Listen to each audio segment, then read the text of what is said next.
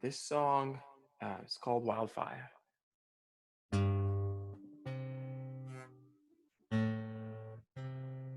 Believe in you, believe in me, believe in us.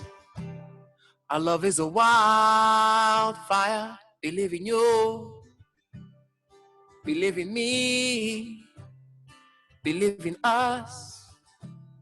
Our love is a wildfire. Baby, my love is just like the sun, and it's always there. Can you feel the heat?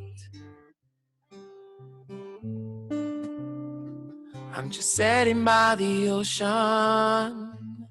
Baby, put your arms around me. Listen, see, our generation has lost our traditions. And me and my sisters, we've got the music and we've got to use it, you know. Believe in you, believe in me, believe in us. Our love is a wildfire. Believe in you, believe in me, believe in us. Our love is a wildfire. Sunshine in my eyes, sunshine in your life. I just got to tell you, why won't you please listen? Baby, my love, it's just like the sun, and it's always there. Can you feel the heat? I'm just sitting by the ocean. Baby, put your arms around me. Listen, see, our generation has lost our traditions. And me and my brothers, we've got the music and we've got to use it, you know. Believe in you, believe in me, believe in us. Our love is a wildfire. Believe in you, believe in me, believe in us. Our love is a wildfire.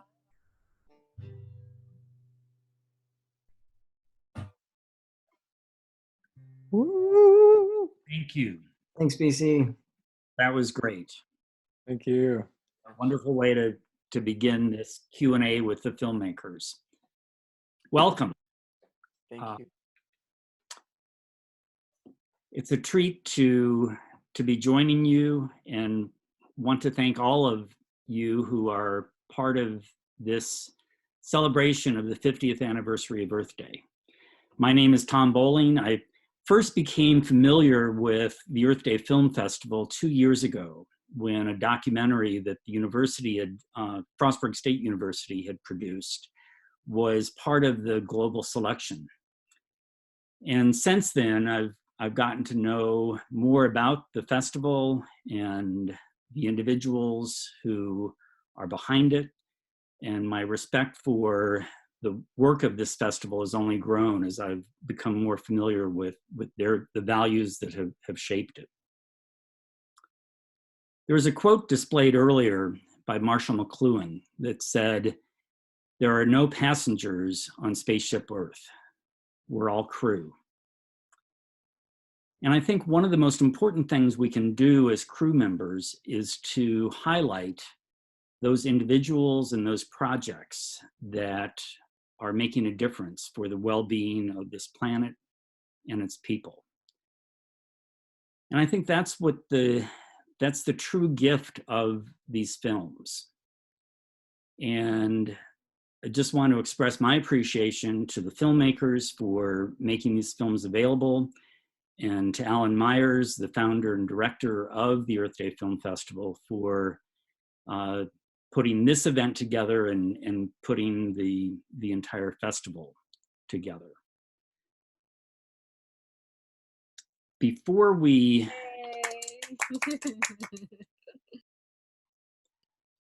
begin the Q&A with the filmmakers, would like to do a special shout out to John Espy for all of his technical assistance behind the scenes. And so here's how we will proceed. We've got 3 of the films represented this evening. And they'll be discussed in the order that they were screened. So we'll be joined by 3 directors. Now, Jackie Lay, are you out there? Just want to make sure. I am, yeah. Okay, great. Then I stand corrected. We've got 4 of the 6 films represented. Katie Schuler, who is the director of Where Life Begins. Jackie Lay, America's Shopping Addiction. Alan Myers, A Message from the Future of Paradise. And then our Gorongosa is being represented by Matt Jordan, who serves as the director of the Gorongosa's project for in the Department of Sustainable Development. I have some questions, and we also invite those who have joined us to enter questions using the chat feature on Zoom. If you're not familiar, it should be at the bottom of your screen. I'd also like to thank all of those who have donated to the Earth Day Film Festival. This undertaking is done without the benefit of corporate sponsors. So if you are in a position to donate, that would be great, and please do so. So first up, Katie Schuler, director of Where Life Begins. Hey, Tom. Thank you so much for having me. This is wonderful to be a part of the Earth Day Film Festival, and it's an honor to be, to have my film screened among such a great collection. And I was really inspired by all the stories that I watched this evening. So thank you so much for having me. Your film just is great. It is great. It just most chord it touched. It's a very powerful film. Now you're a National Geographic explorer, and your filmmaking has taken you to about 6 different continents. I'm guessing perhaps Antarctica is the continent you've not been to, but that's just a guess on my part. Wait, sorry, which one? Antarctica? Is that the Oh, one? yeah. No, I have not made it to Antarctica. Yeah, you're correct. Well, your film succeeds in making us really care about the Gwich'in community and what's happening to them and the challenges that they're facing. After watching Where Life Begins, I can understand how your films have inspired some meaningful conservation victories. And I was wondering if you could share an example of one of those victories that you have found most satisfying. Mm-hmm. Absolutely. Yeah. So the film wouldn't have been made possible without the partnership with the Wilderness Society. And so I've been in close contact with them, and as well as the Gwich'in community and the Gwich'in steering committee. There's a lot of different players working on this issue. And I want to start by also saying that the Gwich'in have been fighting to protect this exact piece of land for more than 30 years. So it's not really new to them at all. And they, when this tax bill was passed, and they kind of used this backdoor provision to put in the Arctic drilling, it was kind of all hands on deck to try and prevent this from happening. And so I how I got involved was I am also part of a group of photographers. It's called the International League of Conservation Photographers. And one of the members, Peter Mather, he was giving a presentation on the Arctic Refuge. And he basically invited everyone in that room, all the storytellers, to help him tell stories about the Arctic Refuge and get the word out about this piece of land and the threats to it and about the Gwich'in. And so I just went up to him afterwards and said, okay, I'm ready. How can I help? And a year later, we were successful in raising the funds and getting the partnerships we needed to make a film. And I just feel so incredibly lucky that, that I got to tell this story, that I got to actually go to the Arctic Refuge, which is one of the northernmost spots on U.S. soil. It's one of the last wild places that we have in the U.S. And to meet the Gwich'in was just a very, very special opportunity for me. And so I'm really excited to tell all of you that we've had a fairly recent victory in the last 3 months. Half of the top 6 U.S. banks have decided to reject any funding for Arctic drilling. This includes Wells Fargo, JP Morgan Chase, and Goldman Sachs. So now we are putting the pressure on the other 3, Citigroup, Bank of America, and Morgan Stanley. So, if you bank with one of these, or you are in a position to help us put further pressure on them, we're kind of saying, please join the other banks and don't be the last to join this effort to protect the Arctic and stand with the Gwich'in. And for anyone else, who wants to learn more, you can go to wilderness.org/Arctic Refuge. Yeah, sorry, I kind of rambled on there, but so it's just a very exciting development that's just happened in the last couple months. So it's kind of exciting, and I hope that the other ones follow suit. Well, you've answered my next question about status of we can, as viewers, we can help in the effort. So pressure on banks is a key right now. What else? Well, I think, on a smaller scale, just bringing awareness to this issue. If you can share the film and the link with your communities, if it's something that inspires you and you want to share with other people, that would be great. And there's a bunch of other efforts on the Wilderness Society page that are different ways you can get involved. You can contact your representative and try to get involved on the governance side of things. And yeah, I mean, if you can, try to visit the Arctic Refuge. It's a fly-in only area, but it's absolutely wonderful. It's one of the only places where that polar bears and grizzly bears coexist. And it's the home of the porcupine caribou herd, one of the last healthy caribou herds in the world. And that's what we stand to lose if they drill in this very specific piece of land. And the health of that herd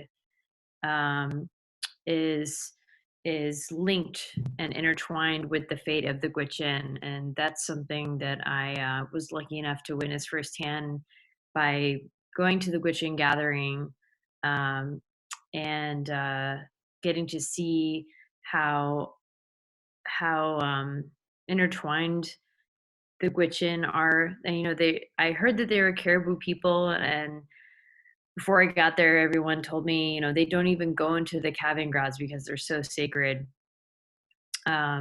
and they basically wait for the caribou to take this massive migration. It's actually one of the largest land migrations on the planet.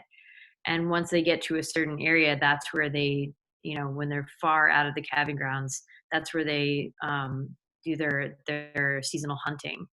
And that hunting, feeds the entire Gwich'in community on various tribes throughout the area, and nothing goes to waste. And yeah, every creation story that they have, their diet, everyday life, everything revolves around the caribou. And so the Gwich'in would be lost without the health of this herd. That was very clearly presented and very effectively presented in your film. The other thing that struck me was just the wisdom of that indigenous culture, and was wondering if you have one takeaway from the time that you spent with them. What would that be? Well, something that I really tried to get across in the film was this kind of universal bond between mother and child, and caribou mothers and their calves, and just kind of that sacred the sacred moments after birth. I actually just gave birth to my son. He's now 4 months old, and so now I feel like I'm having the 4D experience of the story that I told in the film, and it just all the more important for folks to understand that just as we want the best for our children and the future of our children, the caribou they deserve that chance to have this sacred ground that they've visited for thousands of years. They've migrated to this very specific piece of land that cannot be replicated elsewhere. It has special vegetation, and it's safe from predators. It's just absolutely perfect, and that's why they've always come to this piece of land. And so, just as we want to give our children the best start that they can have, the caribou need this piece of land to give their children the best start. And so that is kind of the takeaway that I want people to get from this film. And so I really appreciate again the opportunity to share it with all of you, and thanks again so much. Thank you. Jackie, America's Shopping. It seems strange to be talking about a shopping addiction in the midst of a pandemic. You're based in Washington, D.C., correct? I do, yeah. And a designer, editor, and an animator. That's right. I'm currently working for The Atlantic magazine. And they were the sponsor for the film? Yeah. All right. As you research... originally. Pardon? Oh, go ahead. Oh, you go ahead. As you were researching America's Shopping Addiction, I mean, there's a lot of statistics that are startling in some ways. But what information did you find most surprising as you were doing your research for this film? Sure, yeah. I think the most surprising to me was how little is actually recycled. So, for instance, I donate a lot of my clothes to Goodwill, and I also shop at Goodwill quite often. And it turns out that about 85% of the clothes that go to stores like Goodwill actually end up in the trash, since nobody buys them. And as for plastic, only 9% is recycled. And I was kind of horrified to learn that plastic takes 1,000 years to biodegrade, but also possibly never biodegrades. They're still kind of unsure if it just continually breaks down into smaller and smaller pieces and never disappears. Your film provides some example of individuals that are making an effort to curb their consumerism. The year of no shopping, the zero waste households. And yet, I think that you rightly call for a more encompassing solution to that issue. Do you see any evidence of progress being made in that arena? Yeah, so there are some companies that are trying to do the kind of cradle to cradle thought, which is, you know, to recycle textiles, for instance. So there's a few companies like Patagonia who are making to make clothes out of plastic, but they're still quite rare. And the reason is that it's actually more expensive to recycle than it is to just create from scratch, ironically. So what it comes down to is, as a society, we need to invest in the technologies to, you know, to figure out how to recycle rather than just creating and using up our resources. One of the things that struck me as I was watching your film is just how effectively you presented how mindless we can be as we engage in our consumer behavior. So I'm interested in your thoughts about whether or not you think that this worldwide pause that we're experiencing right now. I mean, I know that the online shopping in your film very effectively talks about the double dopamine hit that occurs when we shop online. But do you think there's a possibility that this will instill any changes in behavior? Yeah, certainly. I mean, at this very moment, online shopping is surging because people obviously need to, you know, get their supplies. And discounts are everywhere at the moment. So that's not good at the moment. But it is a great opportunity to see what the world is like kind of when the economy does take a break. So, you know, there's actually a terrific article on Medium called Prepare for the Ultimate Gaslighting, which discusses how marketers are going to be basically capitalizing on our need for normalcy and comfort and trying to sell us those goods to make us feel normal again. I have read that article and would recommend. It's terrific, absolutely terrific. And yeah, and what we really need to do instead of try to consume once we go back to normal is to just reflect on this break and see that we don't need more consumption. What we really need to do is focus more on community, and you know, get away from transactional and turn to things that are more meaningful. So I hope that will happen, but who knows? We can hope. Anything else that you would like to convey about America's shopping addiction before we go to Alan? I am hopeful. I mean, the film ends on kind of what people are trying to do, and a lot of the young people out there are trying to. There's a big trend to focus on, you know, a minimal lifestyle.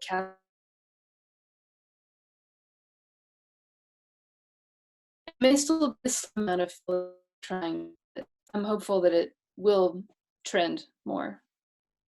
Yeah, I have a son who is trying to keep me in line in terms of my consumption. So there is wisdom in a number of our young people. So that, thank you again, and thank you for the film and for sharing it with the Earth Day Film Festival. Absolutely. Thank you for having me. Alan. Hello, Tom. Hello. So I've got a confession to make. Alan was, I think, at best, ambivalent about whether or not his film should be one in the global screener, in the global selection. And I will confess to encouraging him, if not pressuring him, to make it part of it. And I think for me, it was because it is such, it is such a great example of evidence of hope, that this community that has gone through just a horrific event, and what that community has done. Alan is a filmmaker, but also a community organizer. He has played a key role in the regeneration of Paradise.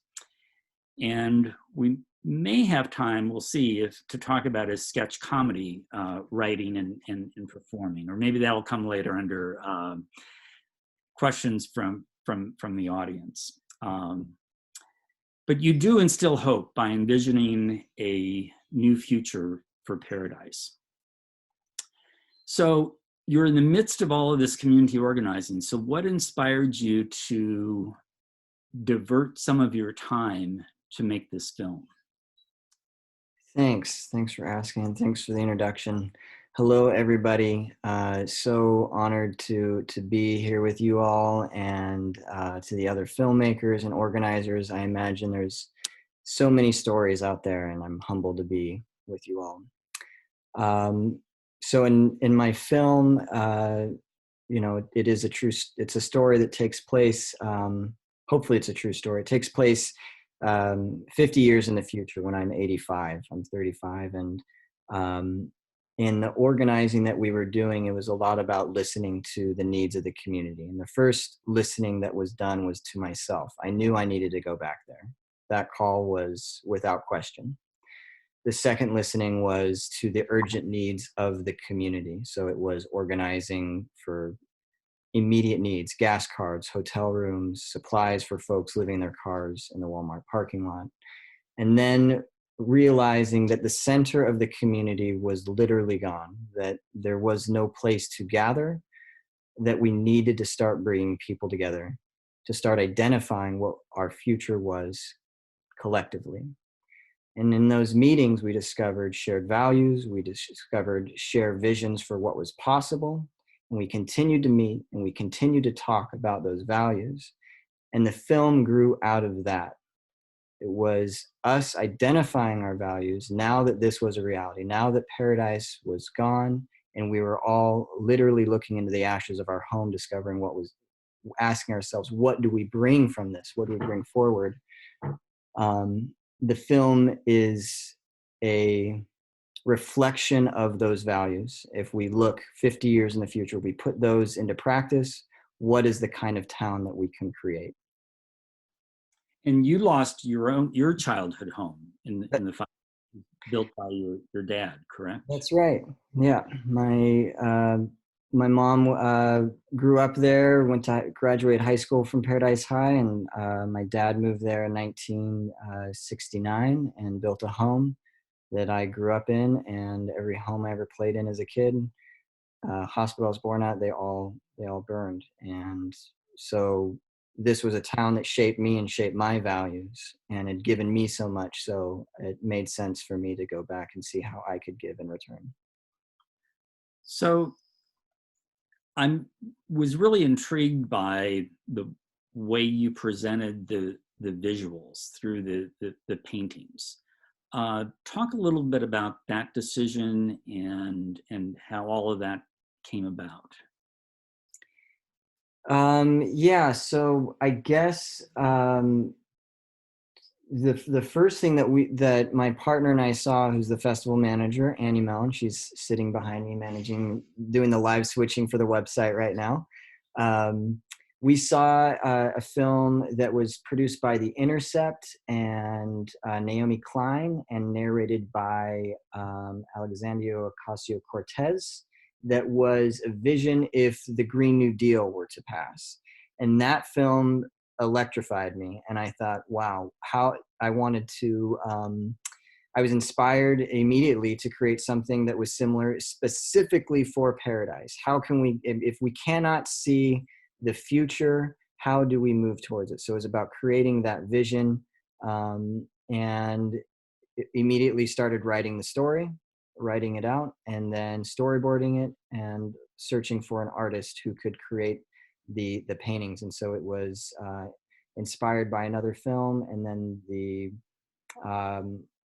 our film was composed of 70,000 individual photos as David Huddleston, the artist, spent 1 week painting straight the 12 original paintings. That's phenomenal. It was about this time last year that you were planning to head to Japan to learn how they were creating a new normal after their triple disasters, the earthquake, the tsunami, and the nuclear explosions. And that's a term, the new normal, that we hear a lot today. I was just wondering what lessons you brought back from Japan that could have some implications for us as we're navigating our lives during this pandemic. Yeah, so we went to Japan to Tohoku and met with community organizers and leaders. And one of the strongest messages that I received while there was from the mayor after leaving his office, Mayor Suda of Onagawa, which in a similar fashion was 90% destroyed by the triple disaster in 2011. And in leaving his office, I asked if he had a message for the people of Paradise. And he said, stay together, because only when you stand together will you be able to succeed. One of the things that we've been challenged with in Paradise is there are innumerable vacuums that are seeking to pull us back to where we were. And for many people, that would be a disastrous condition. There was poverty, opioid epidemic, and then personal issues. And when a town is completely destroyed, what happens is you're forced to pause and look literally, again, I'll say it, into the ashes of your home. And so you get to decide what you want to pull out. What do you move forward? What are the values you bring forward? So that is a message that we seek to bring back to our community, and continue to inspire people to feel like they are part of something, a part of creating something. The quote that's on there by Buckminster Fuller is, what we need is a world where people come alive, right? I think that's one that you put on there, Tom. How does it go? Howard Thurman. Okay. Needs, ask what makes you come alive and then go do it, because what the world needs is people who have come alive. Exactly. Yeah. So that's the position that we're in. And so we keep coming together and talking about what it is we want to see in the world and make it happen in the town of Paradise. Yeah. Well, an inspiring film, and your work there and your work with the Earth Day Film Festival is a source of inspiration, sir. So thank you. Thank you, everybody. So, Matt. Yes, sir, Mr. Tom. Great to hear you. Good to have you with us this evening. Thanks for taking the time. Thank you. Thank you very much. How did you get involved with the projects that are going on in the Gorongosa Park? Well, definitely. Let me just say first and foremost that my colleague James Byrne and his team are the real filmmakers and the idea people. And my other colleague, Dominique Gonzalez, Dominique Demille, she is an elephant ecologist, an amazing human being. She's smart and clever and everything, and they're all asleep. So sometimes, greatness, you have to stand in. And I was just listening to Alan and to Katie and to Jackie, and I found I have something kind of in common with each of you. Alan, I'm also 35. That's exciting. Katie, I am a Nat Geo something, so that's also exciting. And then I was trying to think of Jackie, how I relate to you. I'm going to be shamelessly gaslighting my coffee. So there's some kind of connection there, which is great. I joined years ago, almost a decade ago, I joined the Peace Corps. So then they, in those days, you just get a letter and they say, you're going to Mozambique. I said, what is a Mozambique? And then the rest is history. I got hooked up with the Gorongosa project about 7 years ago, and started working first in a higher education program related to conservation biology, and then now I'm working a lot with sustainable development. So I've committed my life to this thing. I believe in it wholeheartedly. I'm alive, as you say. I'm completely alive for this thing. I wouldn't mind if the next 50 years of my life are trying to make one of the greatest national parks in the whole wide world. That would be a great honor and a privilege. Well, just how great that park is and the work they're doing comes through in the film very clearly. And one of the central themes is girls' education. Their efforts and their success in getting girls to stay in school is very evident. Just wondering if you know how long the park has emphasized girls' education and how that became such a strong priority for the park and its work. Thanks, Tom. The evolution of ideas in Gorongosa have come from the very, very base level. There's an area about the size of Belgium with about 200,000 human beings living around it. And the first idea was, how do we save this national park?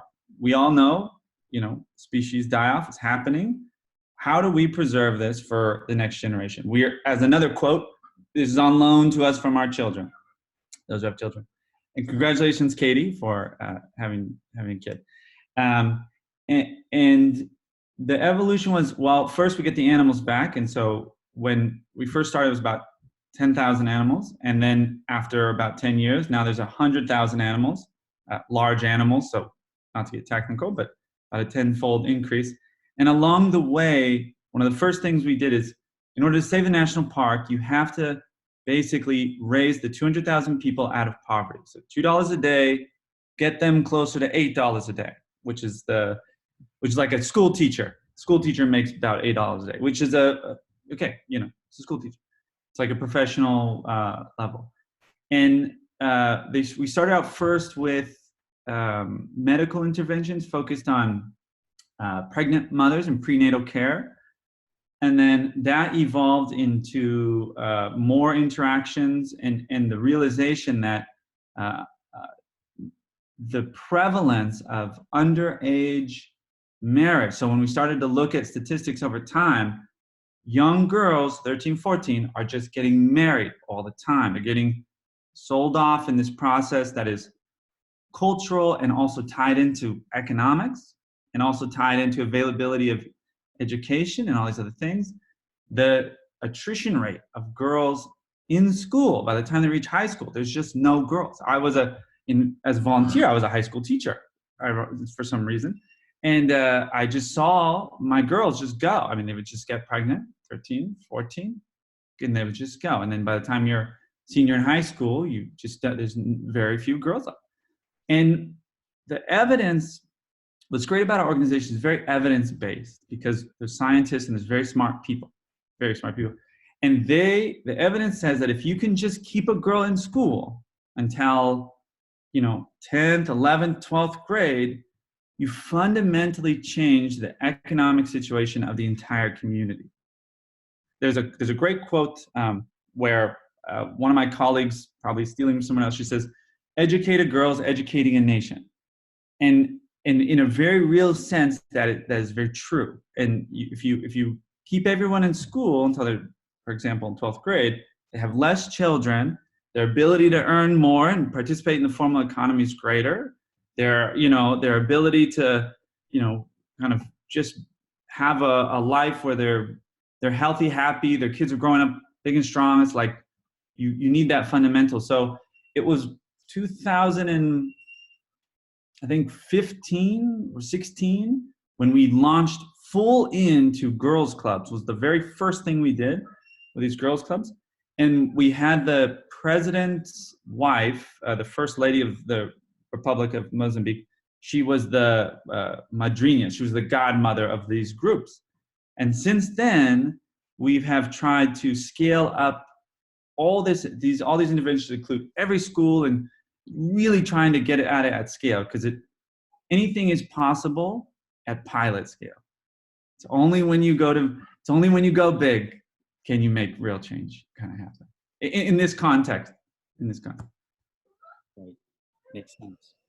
So I understand that Gorongosa coffee plays a critical role in supporting biodiversity, improving health and education, and creating jobs, of course.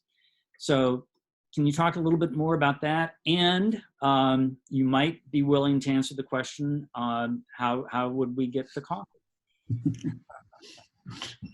I'll show you. The interesting thing is Gorongosa coffee is grown on Mount Gorongosa, which is, if you can think of Gorongosa as a pretty hard-hit place by some really difficult conditions, poverty and conflict, the mountain is the epicenter of those difficult conditions. Okay, and I really can feel with the deep empathy the story from Alan and from Paradise. Mozambique also knows calamity, and has been through in a difficult situation. In March of last year, we had Cyclone Idai, which just basically hammered the country and hammered all of us and destroyed everyone's houses, and that was one of just numerous calamities, and the resilience of the people is just amazing. And just Gorongosa coffee is on this mountain. The situation for the girls is even more challenging. So now they're miles and miles from the nearest school, and the prevalence of no one speaks Portuguese, all these things. And then there's this rainforest with these new species to science. So every year we discover several new species of science, and then new species that are endemic. So not only have we never discovered them before, but they don't live anywhere else either. They only live on this mountain. And so the coffee project was a response to this dual mandate of Gorongosa. How do you uplift communities and do the conservation work that you need to do to keep biodiversity alive? And so it's a forest and a shade-grown coffee. So it's trying to restore the forest through this mechanism we're calling coffee. So that provides a livelihood, it provides biodiversity protection, and then it provides a delicious drink although it's a bit late maybe now, but in the evening. So what we did is we took that concept and we grow the coffee there. I was part of the first plantings in 2014, 15 years. It took 5-6 years to even get beans out of the country. Went through 2 wars, cyclone, everything else. And then we bring the beans and we branded them. And that's our attempt to try to bring as much value back into Gorongosa National Park. So that's our proposition. Can we create consumer products that can have an impact and be part of something? Maybe we're trying to create a purpose-driven economy, something like that. And I really take Jackie's film and presentation to heart, related to consuming, and I really respect that. I think that we, as a company and as an NGO and a service provider and as a development agency and as human beings, I live with these people. I work with the farmers day in, day out. I think we're really doing our part to be intentional about some of these concepts, zero waste, trying to figure out, okay, how many trees do we need to plant to offset some of these things that we're doing, and how do you maintain this integrity of this forest? So that's as heavy-handed as I'll get this evening. Appreciate the time and the opportunity to speak. And I'm sorry my filmmaking colleagues couldn't be here. Wow. No worries. And all I had to do was Google Gorongosa coffee. So there you go. You know, done. Very, very simple. Simple. And you've got a 3-pack sampler available. Yeah, it's fantastic coffee. That is the best part of the whole thing. You know, you wait 5 years and you don't know what it's going to taste like. Turns out it's delicious, and that's nice. You know, those the little things. Okay. So we were going to spend just a few minutes going to some of the questions that have come up on the chat, but I'm not able. No, wait a minute. I thought I wasn't able to. Maybe I am. What I was going to say is I don't seem to be able to scroll back through them. Alan, any suggestions? Yeah, so what we can do is at the bottom of the screen, you just hit the chat icon and it should show up on the left-hand side, and there's been a running chat over there. I've been able to chats, but I can only see the recent ones. I can't. Should be able to scroll up or down with it if you head over to the chat. No, that's not happening. I think that's fine. I can go ahead. Anybody, if you have any questions, if you want, put them into the chat and I'll pull some out and ask. You can ask me or Matthew or Jackie or Katie. Yeah, let's see here. There was a question about the paintings. I'll say that they were mixed acrylic and watercolor for the Future of Paradise. I also saw a question about the beehives. That was something that stood out to me in the film as well. In Gorongosa, the use of the bees to keep out the elephants. And I'll admit, I didn't think it was going to work. And my dad is a beekeeper and has been a beekeeper since he was 12 years old. And I said, no way does that work. And it worked. So I don't know if you have anything to say about that, Matthew? I know you're not on the phone. No. I see the chat. Thank you for your questions. I see that one quick thing I didn't mention about the impact of the Girls Ed program. My colleagues who track that closely, track impact and track the scale of that program. There's measured results of, we have a baseline household survey and some other surveys of reductions. So positive reductions of girls not getting married, so staying in school. It's a thing. So I mean, if we just win one, I mean that's a huge thing. And then the other one was about the beehive fences. Yeah, it really works. And if you've ever been attacked by bees, which I have, African bees, it is probably the most unpleasant experience of my entire life. So I understand why elephants don't like bees. Got it. Yeah. Well, I think in out of respect for everyone's time, I probably would like to turn it over. First of all, let me thank all of the filmmakers again for taking the time to join us to deepen the conversation about these remarkable films, and just have so much appreciation for what you've done, and you are among those that are making a difference for the well-being of this planet. So both thank you and congratulations. Alan, I think the closing words should come from you, and don't forget to unmute yourself. Thanks, Tom. Hello, everybody. Thank you again so much for being here. What a journey. We had to evolve. We had our multi-day festival back in March, opening on March 12th and closing on March 19th. So we were right at the crest of this tidal wave that is now washing ashore.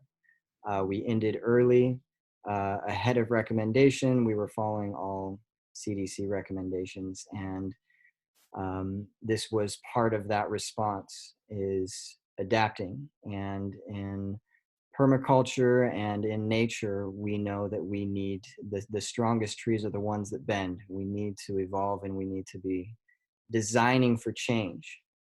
And the irony does not miss me and that we are on a Zoom call, a technical world on Earth Day. I hope everybody did get some pleasant time outside, got some dirt under your nails, and some vitamin D on your skin. We are in our 6th year for the film festival, and this started as a passion. We are all volunteers, from Tom to John Espy, who's I've been working with since we started this out of an art collective in San Francisco. He's running the technical side of this. BC, who played the music, and my sweetheart Annie, who's been doing the live switching of the website, sitting behind me. And we are at my aunt and uncle's house because we don't have internet where we live. But that's just to give you an idea that it's about bringing people together and talking about something that you want to do. I'm not a trained festival producer or a filmmaker even, but I do have specific values that I believe in, and I will fight for them with everything I have to make them visible. And I will fumble and I will mess up, and it will be through dear friends and community organizers and believers that we will succeed, through Tom, through Athena and Tyler, who are on this call and who are our curators. So what I urge you to do is to speak about the things that you believe in, call your community together. If it's organizing a film festival, if it's organizing to create a film, if it's to create a park, to create a brand that supports community work, there are many things that can happen. And right now is that key time. We are sitting in a moment of utter disturbance, and people are wondering what the next step is. So speak about the things that you believe in, come together around them, because there is going to be a strong vacuum that wants to pull us back to what was. And this is our opportunity to come together to create a true paradise. And that is a little shout out to the film, but it is also to our big paradise, Mother Earth. So happy Earth Day, everybody. You can learn more about all of the films on the website. Scroll down, there's links to our Gorongosa, to the Future of Paradise, which is Regenerating Paradise, and then also on our website. And it's through your support, through small donations. We have no corporate sponsors. It's through everybody here. So if you want to reach out and learn more and get involved, you can. You can go to our website or email me. Thank you so much, everybody, for being here. Much love. Happy Earth Day. Thank you.